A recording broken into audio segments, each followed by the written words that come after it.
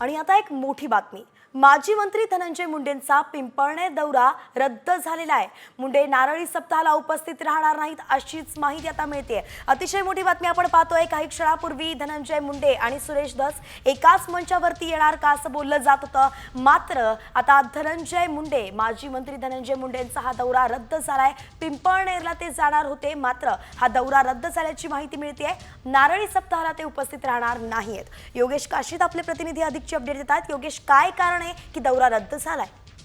नक्कीच राष्ट्रसंत भगवान बाबा यांचा 91वा नारळी सप्ताह पिंपळनेर येथे होत आहे आणि त्या सप्ताहाच्या निमित्ताने आज सांगतेच्या शेवटच्या दिवशी माजी मंत्री धनंजय मुंडे हे राष्ट्रसंत भगवान बाबा यांचे आशीर्वाद घेण्यासाठी, त्याचबरोबर महंत नामदेव शास्त्री यांच्या भेटीला येणार होते। त्याचबरोबर भाजप आमदार सुरेश धस आणि माजी मंत्री एकत्र येणार अशी माहिती होती, मात्र हा दौरा काही कारणास्तव रद्द झाल्याची माहिती देखील त्यांच्याच यंत्रणेकडून समोर आलेली आहे।